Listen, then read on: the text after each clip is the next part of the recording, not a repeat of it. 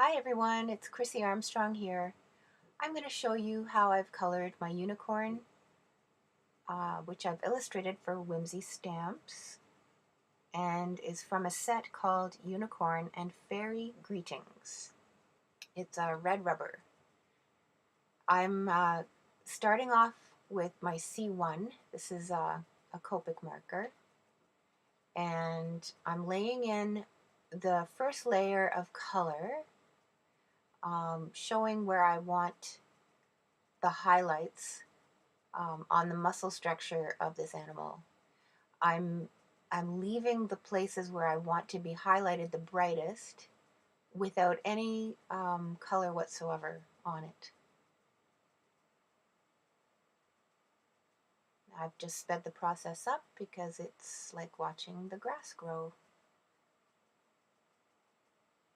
I'm using the tip of the marker. I have a very light hand when I'm coloring because I find it gives me more control because the line gets thicker as you press with the marker. So if you can learn to have a very light hand, you will get more control over your markers.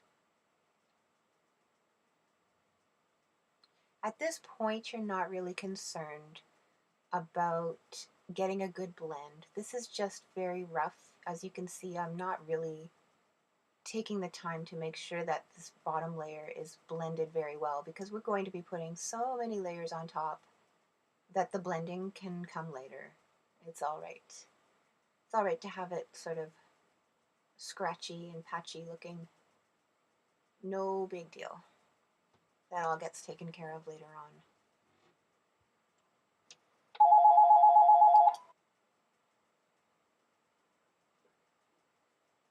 It's quite a detailed process looking at the muscle structure of an animal and trying to get the shadow and light the way it hits them. But you don't have to be perfect. This isn't by any means perfect.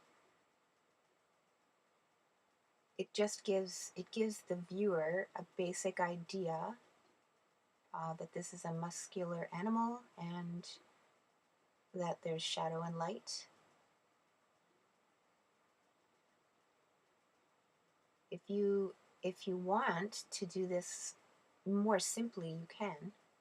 I'm just showing you this is just me. I really like the shape, that when you can see the muscle structure in an animal, especially a horse, it looks so powerful. So I do like to include it when I'm coloring my horses. It just gives it that extra wow factor.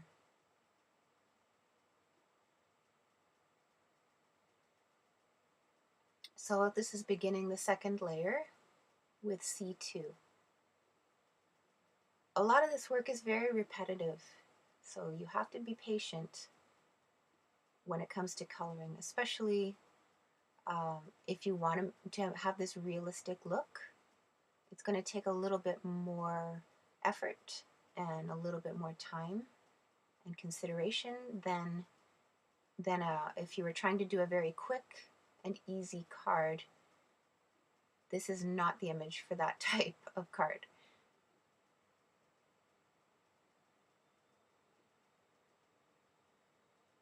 It takes a little more thought, a little more dedication. But for someone like me, it's a labor of love, and it's quite therapeutic, I find. I get into this zone where I'm kind of forgetting about the world and just relaxing as I color. It's quite enjoyable.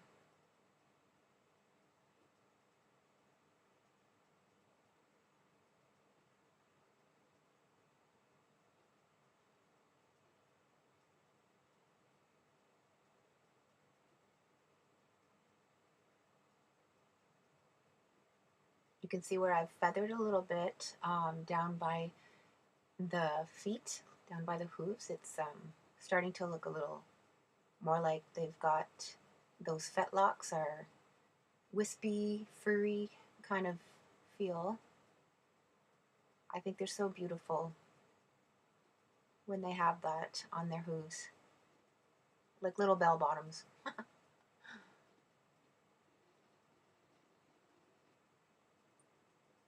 And now this is cool gray number 3. I've stayed in the cool range of grays for this animal so far, and it's going to be cool the whole way through. Going into C5. I skipped C4. I thought, after putting down 1, 2, and 3, it's okay to skip up a number and go right up to 5. And from there I'm going to skip to 7 and then 10. So you don't have to have like every number in the color family. You can get away with less if you're on a budget.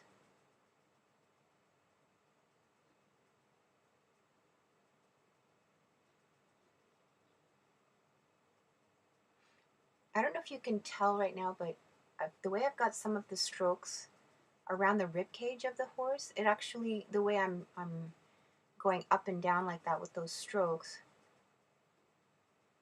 that's actually going to work in my favor later on. It's going to look like a little bit like there's ribs underneath his flesh.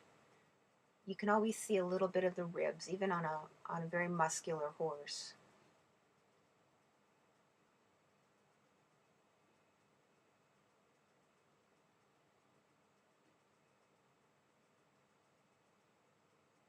You see how nothing is really blended yet, and that's okay.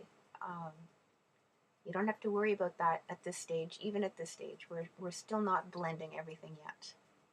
We're still just laying down more like patches of light and dark, and going darker as we go, and worrying about the blending later on.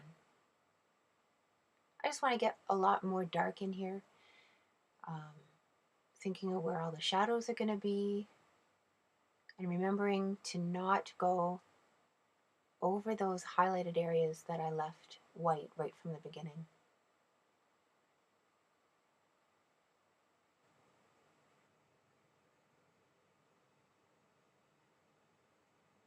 C7 now. I seem to always start on that far leg. I don't know if you can notice this, but that far hind leg does not have very much detail. It's very nondescript, and that's okay. We don't need to have detail in every single aspect of this animal's body. When it's the far leg and it's tucked under and it's you just kind of want the viewer to know it's there, but not to care too much about all the musculature on that far leg.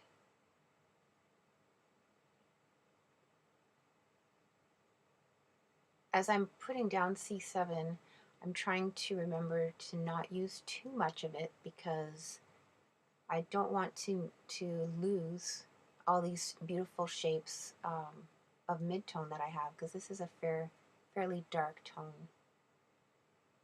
So as you can see, I'm not filling in everywhere that I put C5. And now I'm using B21, and I'm basically going to go over the whole image with this.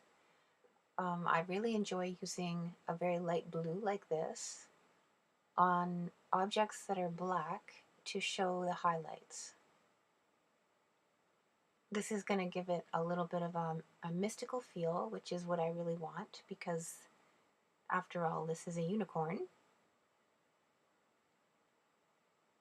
And I think it's beautiful when there's something shiny black and you can see hints of blue on it. It's just, to me, it's very mystical, very beautiful.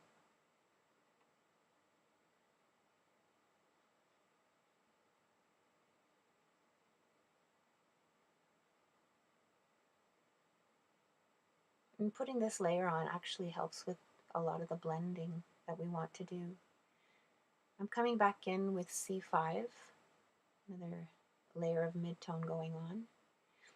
It's at this point where I start to refine the shapes of my mid-tone, the shapes of my shadows, the shapes of my highlights.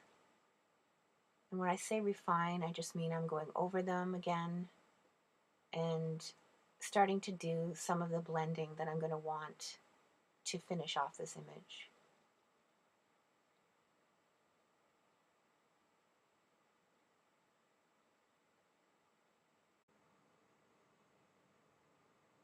In around here I switched over to C3.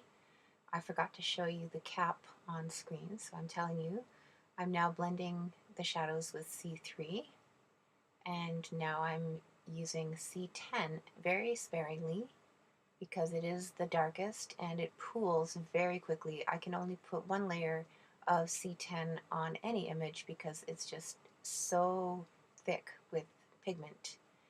I've gone back in with some C7 to blend out that dark shade of C10. And here's C5 again, blending, blending, blending, blending. This is all about blending now at this stage. You've just got to make sure you don't have any patches. B21 is really great to go over these areas where it's really dark. And I'm actually wiping off some of the pooling onto the side piece of paper with my B21 because some of the C10 was just too thick and it actually left a shiny globby mess. So B21 was really great. I would pick up a little bit of that gloppy mess and then just wipe off the tip on the piece of paper right next to this image.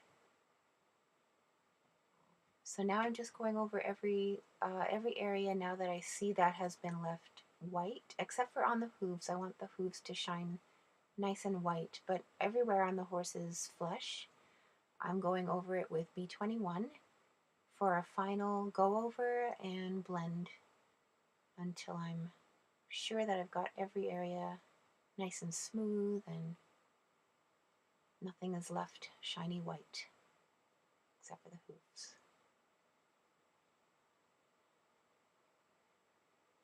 Yes, I said hooves.